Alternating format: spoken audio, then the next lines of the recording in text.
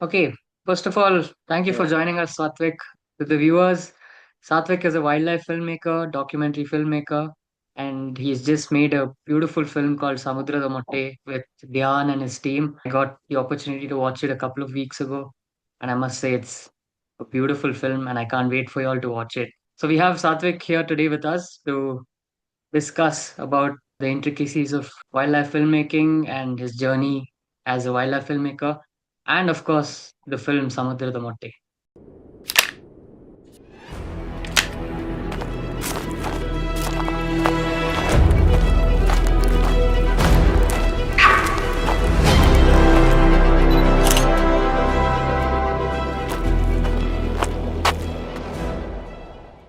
So, thank you, Satvik, once again for joining us today.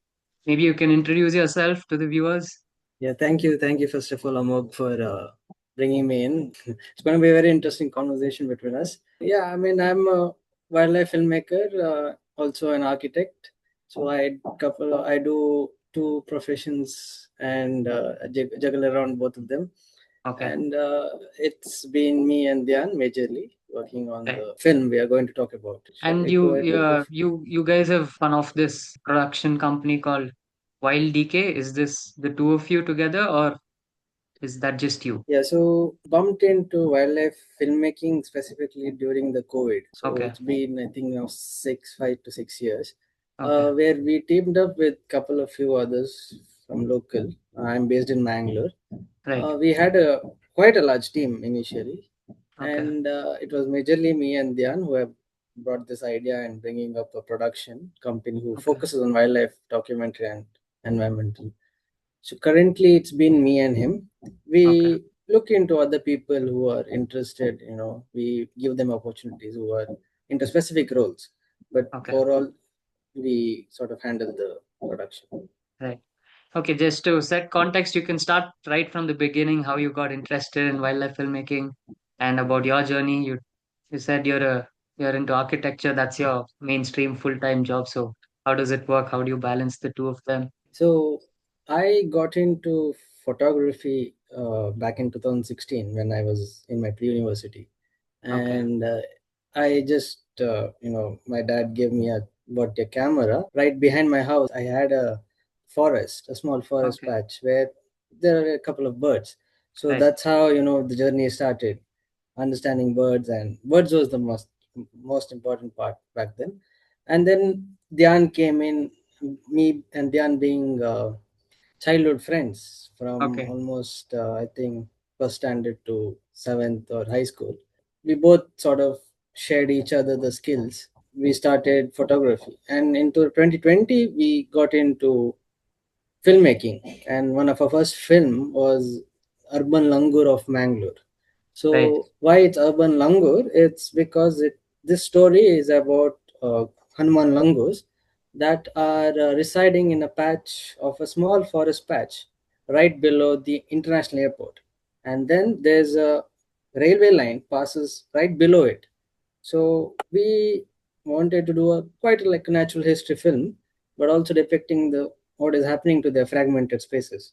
So that was our first film where we didn't know anything about wildlife filmmaking, but we just had to bump into it because that's how you do, how you do or how you get into new stuff. right, Then we did a couple of other documentaries. One of them was the unsung story of Mulki. So this documentary again was about conservation and natural history. It was about migratory birds coming to a specific location, like 50 kilometers from Mangalore. Very beautiful location. So that work actually gave me and Dhyan and the whole team a work with the forest department. So this is I think 2022 or 2021. Then we got with the forest department of Mangalore, and then from okay. there we worked across 8 to 10 films with them. Oh, So okay, stretching okay, from coastal to the Western Ghats. We right, worked with the specific officer almost 3 to 4 years. So that was one how we sort of did our documentary journey. okay, okay. Yeah. And Interesting, then right, now, I mean, we will talk about Samudharadha. That is when we were on a trip to Bangalore. right, We went to Wild Screen Festival that was happening in 2023, if I'm not wrong. and we as a whole team went. Though we were Okay. our team got sort of, people went on their own track. The two of us were still the part of the team. We saw a documentary by Shekhar Dattatri. He's a very renowned filmmaker. Right. He has done a lot of documentaries, and he had done a documentary on Olive Ridley turtles of Chilika Lake in Odisha. So Right.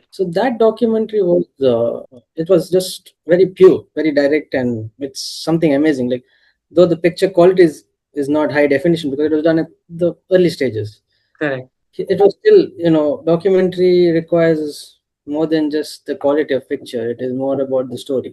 So from Exactly. there we decided that on the trip back to back Mangalore, from Bangalore to Mangalore, me and Dhyan were discussing, and we luckily found out an article about Olive Ridley's in Kundapura.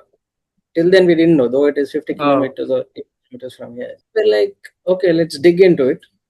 Hmm. And we sort of started from there itself, from Bangalore, Yalanka to wherever we reached. We were still digging on our phones, and Okay. I think we got a couple of information about the the about the characters that we're going to speak in a few moments. Right. So from there we decided, like, okay, we have to sort of get into this. So the first thing was, we have to obviously contact a lot of people before we do any documentaries. So one of the major people who worked on turtle conservation back in the days was it's FSL India. Right.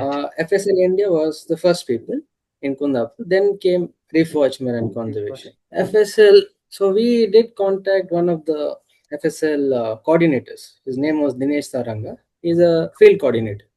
He gave us a lot of information. So if I have to speak a little bit about the film, so this film Samudharadha motte, Samudharadha motte means basically ocean's egg. oceans. Okay, Correct. so this documentary is basically about an old fisherman named Babu.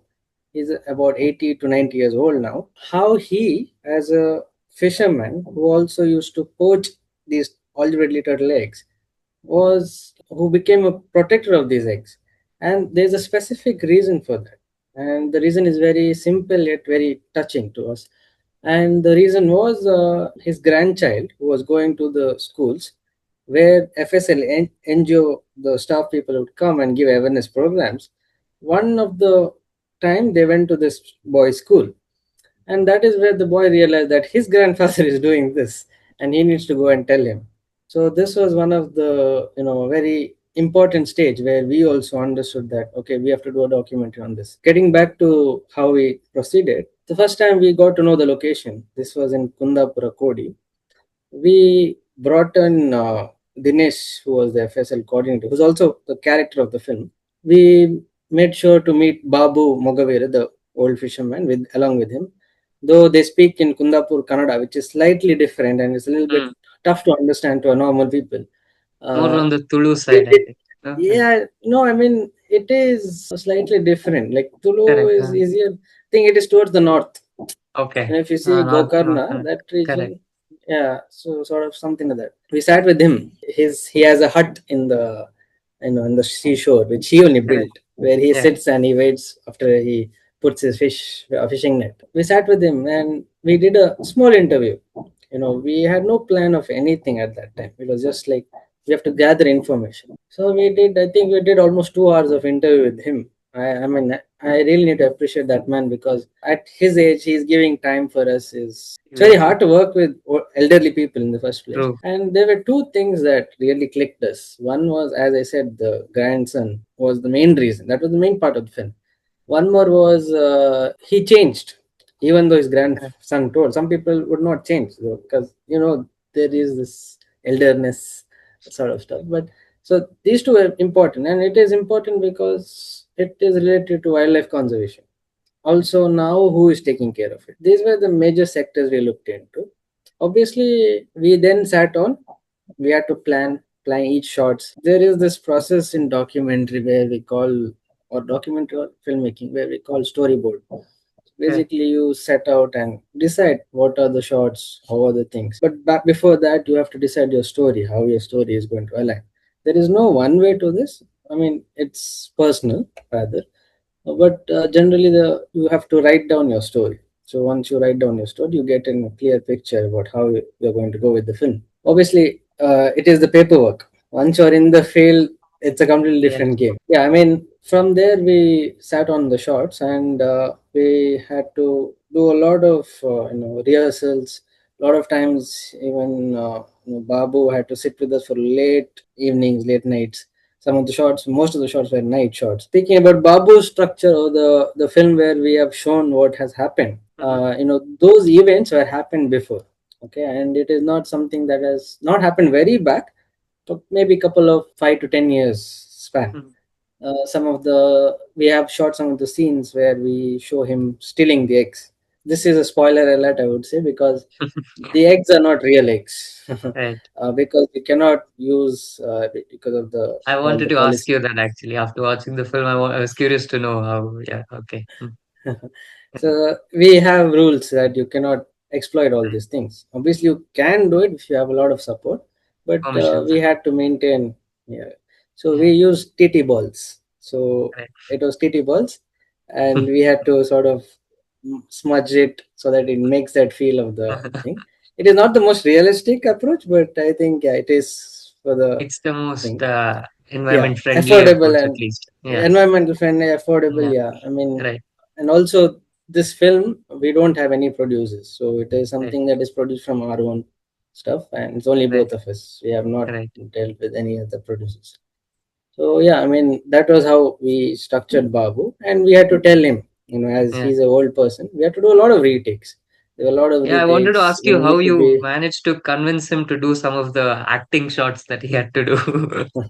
it was very hard because Yeah. but I have to appreciate one thing about him is he never said no for anything. What he believed in us from the starting. His To be honest, his family was quite skeptical about this. They Right. were afraid what he's going to face. Correct. We was like, see, you're going to be shown as a good person, don't be afraid. We have to tell the reality. Yeah. These things are happening still. It might be happening, and I think it might still happen where there's no awareness. Kundapur is a region now has grown completely very well. It's a community driven area where people are more aware. I'm going a bit off topic, but Mhm. there is every weekend there are cleanups happening.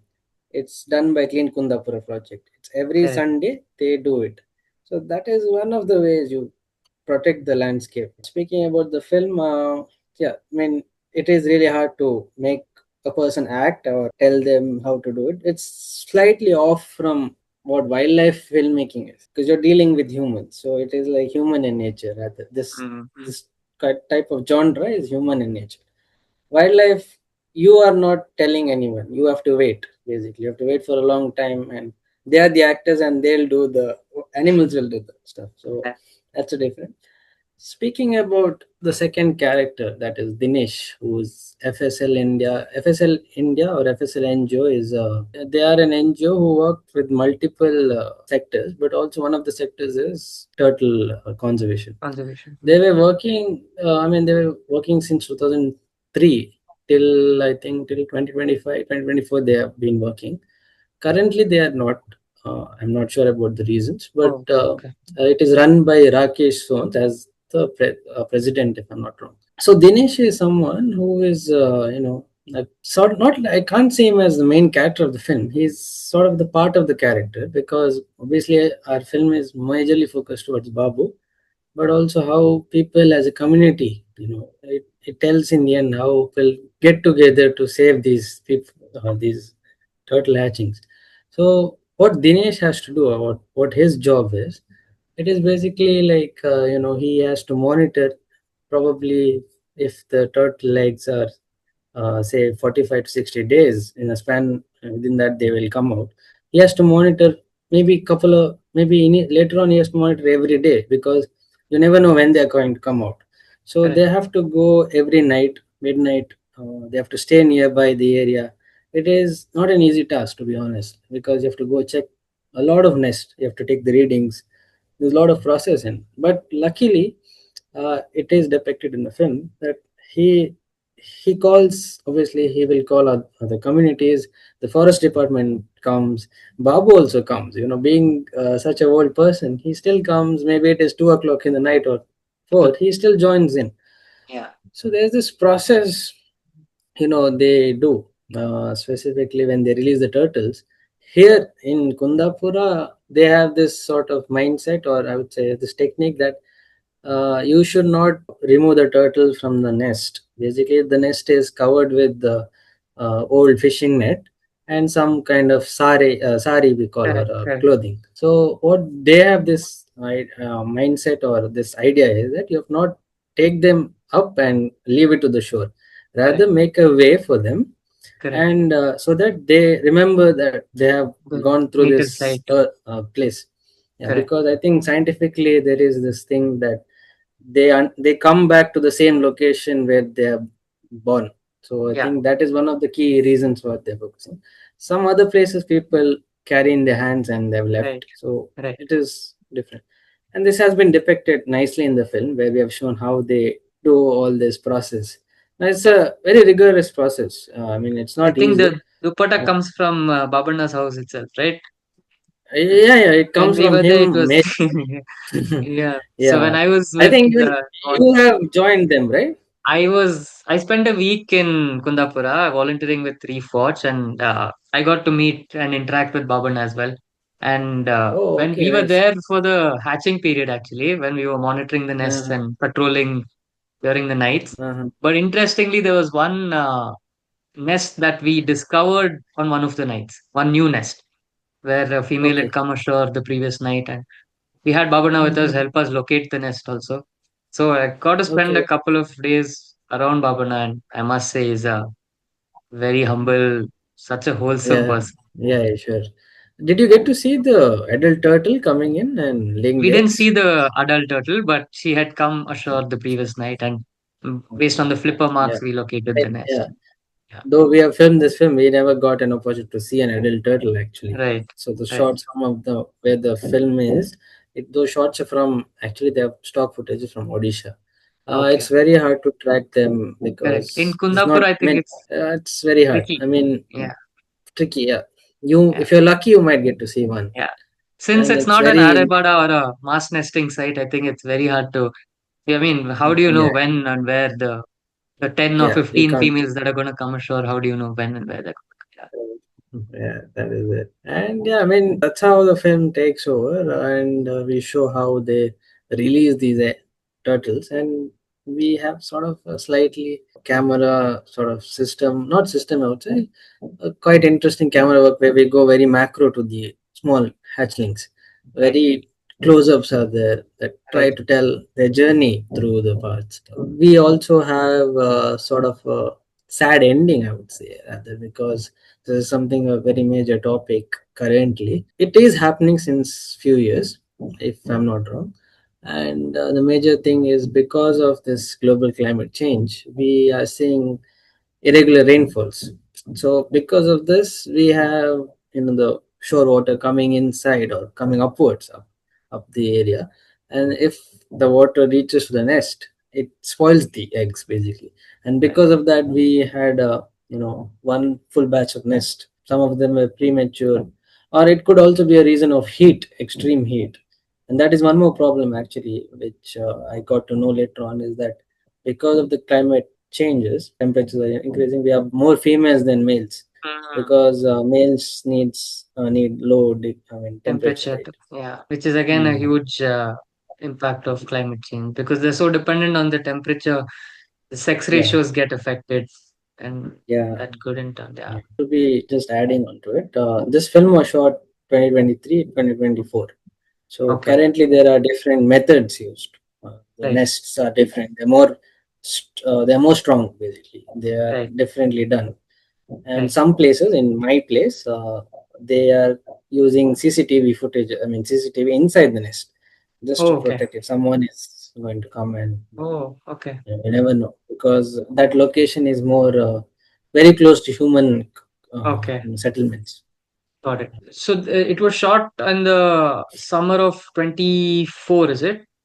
Just No, around Feb, summer March. of, yeah, summer of 24. Yeah, exactly. Okay. And it was just shot across one season, or you had to wait another season Uh, for a couple of shots, or we shot from March 2023, okay, 2024, sorry, to okay, up to, I think, till the rain started. think we Oh, dragged till there. I would say 6 months, but it's right. not. In this case, it was not majorly like we had to sit there only 6 months. We Mm, were, mm, coming back doing our stuff, and it was like right, very planned surface. right. Only the thing I want to add here is that the unplanned stuff was the hatchlings. Right. Many days went, we never got they because you Okay. never know when they're going to come out.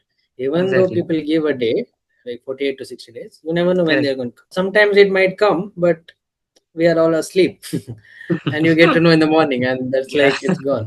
Yeah, it was really nice because we stayed in the beach. We slept in the Right. beach in Right. Babana's hut, Okay. and most of them had their tent. We didn't have because we were not aware of that we will stay here, and all. We were because it was just very random. Right. It was very nice to sleep in the beach. I mean, it's really wonderful, like the sound, beach. But Yeah. we had to get up around 3 or 4 in the morning and start shooting. Okay. So that's how it is. But the Olive Ridley footage, I'm guessing, was restricted to around before June, I'm guessing, right? And after that, it would have been just Uh, shooting parts yeah, of yeah, Babana's story and yeah, Dinesh's yeah, yeah. story. I mean, I think it happened during May or Correct. something. May, April, May. That is what Okay. I guess I'm right. Yeah. And And one when more was the thing, film? Sorry. Yeah. yeah, one more thing was you have to use red lights, which is Correct. mandatory. Right. So we had to rent out a different light that sources red luminance. So yeah, all these things have to be taken care Right. because white light is not good for them as well. I've heard. Exactly. Yeah. So when was the film ready by? I mean, just trying to understand the cycle or the Yes. process of Mhm. completing a wildlife documentary. That's the This. most toughest part. Yeah. So after shooting, I think we took little long time to be honest. Okay. I think we took up to December of 2024 and 2025 January because we had to submit to film festivals. So Right. uh, before I go to film festivals, there is this long process of while before you edit, you have to sort of log your footage. Certain footages come to place to your storyline, so this Right. helps in editing stage. I'm going more technical here, but this helps in your editing stages where you know what your stuff is. So once you're pre-planned, it's much easier to edit. But again, it will take a long time, and editing will take time. And I think because I was the major editor that time, he had to. Dhyan is also the co-director and filmmaker of the film, so it was only both of us who filmed the Okay. sequences. Okay.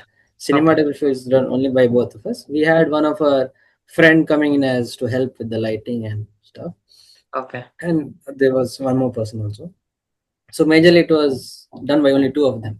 So Hmm. generally in a film there's a whole set of Yeah. team, Team. but Yeah. because we are producing and the funders are us, we have to do it on ourselves. And then initially this is how it works. I mean, if you have funds, you can obviously hire people, hire Hmm. specialists, which Hmm. I mean I would recommend, but it's up to each one because we knew how to edit and color grade. It was okay for us. I think after that the toughest part was color grading. Takes little time, unless and until an expert, it will take some time, and it was only one person doing the stuff. So I think it took at least 3 to 4 5 months just to edit Okay. and bring into life.